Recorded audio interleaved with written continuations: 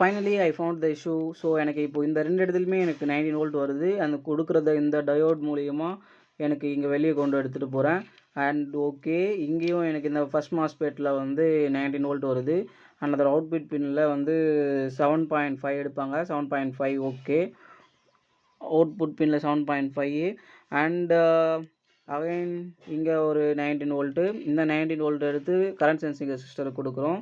Again எனக்கு 19 volt. அந்த 19 வோல்ட்ட எடுத்து இங்க தேர்ட் மாஸ்பெட் குடுக்குறோம். தேர்ட் மாஸ்பெட்ல எனக்கு 19 வோல்டேஜும் வந்து ட்ராப் ஆகுது. 0 ரைட். ஸோ சுத்தமா ஃபுல்லாவே எனக்கு இந்த செக்ஷன்ல அப்படியே ட்ராப் ஆகுது. ஆனா எனக்கு இங்க வந்து 19 வோல்ட் வருது. ஸோ இந்த செக்ஷன் பார்த்தீங்கன்னா தெரியும். ஸோ ஸ்ட்ரைட்டா வந்து நமக்கு இந்த மாஸ்பெட் வருது. என்னுடைய 19 வோல்ட் இங்க வந்து காணாம போயிடுது. அதனால போர்டு ஆன் ஆகல.